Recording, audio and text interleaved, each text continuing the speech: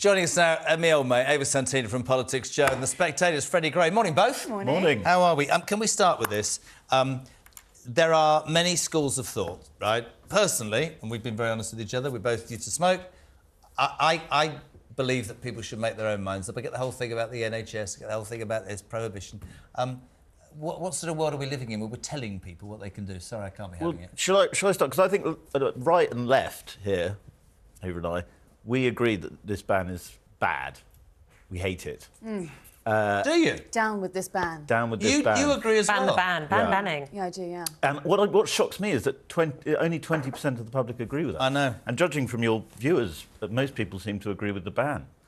And I just think, it's a terrible idea, the way it's going to be implemented. Logistically, it doesn't make sense to me. My boss, my editor, Fraser Nelson, he has two sons that they fall either side of the cut-off point. Sure. So for the rest of their life, one of them will be able to buy cigarettes and one of them won't. And you know Henry, my son, because you met him several times. He was 15 2 weeks ago, so he's exactly on that. I'd love to hear what you think of it. But what's the alternative? Is an outright ban? Well, but or nothing at all. People don't like that because people like legislating against people who don't have the right to vote.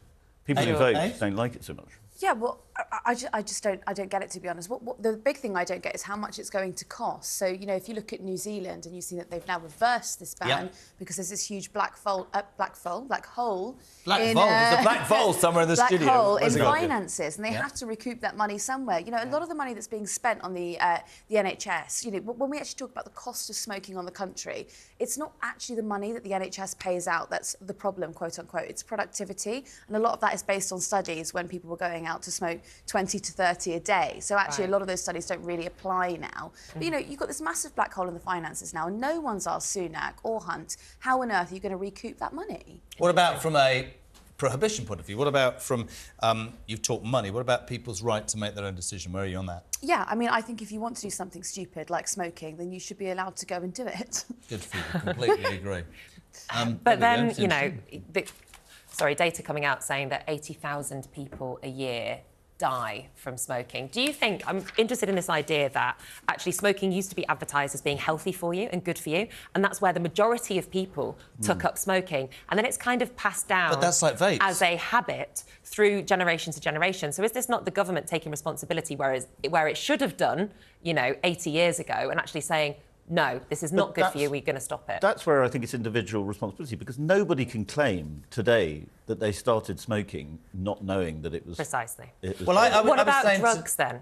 Yeah, where do you stand? If you think it's nanny state to ban people from 15 and under from smoking, what about Class A drugs? What about cannabis? Would you legalise that? For drugs, I'm quite in favour of legalisation, although I think with cannabis, I think the mental health effects are quite damaging and they cause psychosis, which can mean that people harm other people. Not necessarily doing that, altering a mind state. Cigarettes, you're only going to harm yourself. I really want them to look at vapes, though. I mean, I was saying to Nick yesterday, I got paid by the government to front that campaign 4 years ago when I gave up smoking, and they were telling people, we were making adverts and saying, vaping's healthy for you. They don't know what the hell's in vaping. That's not me saying cigarettes have got goodness in it. I just think people should be able to make their own minds up, man. No, I agree with you, but, you know, even in the 60s, there's fantastic cigarette adverts from one company in America who were advertising asbestos in the filters because it purified the tobacco. Terrifying, isn't it? Absolutely amazing. She still does the old no filter, don't you? You know, Liz Truss, it was her yesterday who was asked this question in the chamber. You know, someone interrupted her speech and said, you know, would you legalise cannabis and cocaine? And she said that no, because those have secondary effects on people around you, whereas smoking didn't. Wasn't quite sure that argument added up. So she was talking about violence, and she was talking about the sort of the drug concentric circles that fall out from, you know, cocaine. But obviously, if you develop mental health problems as a result of drug use, then you're more likely to be violent towards someone and things like that. Interesting. Can I move it on? Some eminent doctors, again, very interesting, to take everybody's opinions, loads of people getting involved. Smacking. They're now saying that all smacking should be banned because it leads to domestic violence and kids getting mentally affected for the rest of their lives. Freddie and I are going to just bite the button a minute while Ava goes first. OK. Well, we're not smacking anymore and we're not smoking. We're becoming very, very boring, aren't we? I would like my children to be hit and to be smoking. That's what I would like. No, come on, obviously, this is such an obvious piece of legislation because we're not talking about discipline. You know, I was gently hit as a child and I'm fine. I think. So what's wrong with the continuance of that? You just nailed it. Because what you've got to do, I guess this is, again, this goes into the nanny state that we're talking about with smoking. There are some people who don't know how to act within the realms of, being normal or being acceptable, and the problem is you've got to do an outright ban like this because people beat their children. Really? But that's my point. The numbers, we could, and I said to Nick, I've done too much with people who shouldn't really have kids, and I'm going to nail it, absolutely, and it's a disgrace.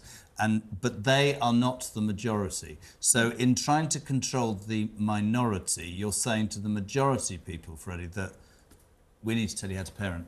Well, first of all, my daughter smacks me quite a lot, and I'd quite like that to be banned.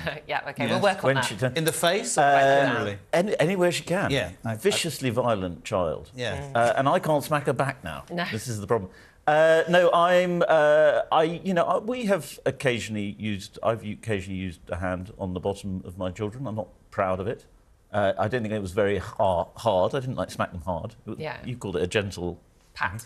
But I think it's very hard not to sometimes when you're disciplining children. That it's sometimes the only thing you can do.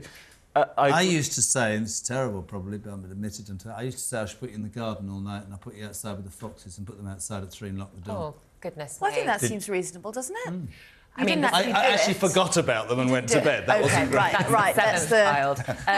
But I think part of the argument here is that the current legislation is very difficult to prove actual bodily harm and grievous bodily harm on children who are smacked, because not always, and some parents, awful parents, criminals, are clever in the way they discipline their children. So it will be painful, it will hurt, but not necessarily leave a mark. This new legislation would leave it open to them facing prosecution. How do you legislate it, though? That's my question. Well, this is it. But this is what my argument is as well, is that you would need somebody to report. If you're going to get into trouble for something like smacking, you would need someone else to report it. Presumably, you're not going to report yourself for having disciplined your child.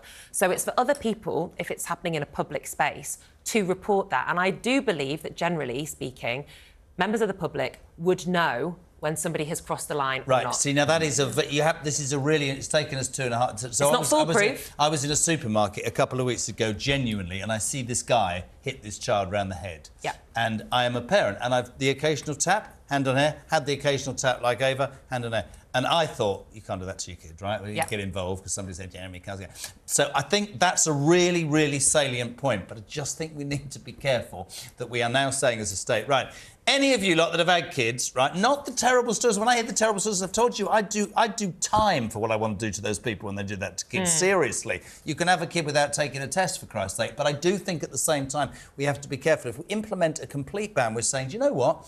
You can create as many children as you like, but you know what? You're not responsible. We're going to tell you how you discipline them. And that's dangerous. Do we know what the punishment is? A flogging in public. Didn't say in Yeah, the report. well, this is just being advised now, so it's not anything this is not actual legislation yet. Got you. Sorry, I meant in Scotland and Northern Ireland, where it's already in place. We'll find that out later. Hamza Yusuf, Scotland. Yes. Well, they'll probably put you in the stocks, won't they? Good, as you should. No, they'll probably put you in a prison of the same sex or something, won't they? And your child can report you if you say something hateful in Scotland now. So what, like you've been a bad boy? Yeah. Hamza useless. And yes, there are even people actually claiming on social media that they are now not going on holiday to Scotland because they can't trust themselves to not commit a hate crime while they're there. Goodness. Ava, great. What's Freddie, gone wrong? thank you so much. Well, thank you so much. Ava Santina from Politics Joe and Freddie Gray from The Spectator. Thanks, gang.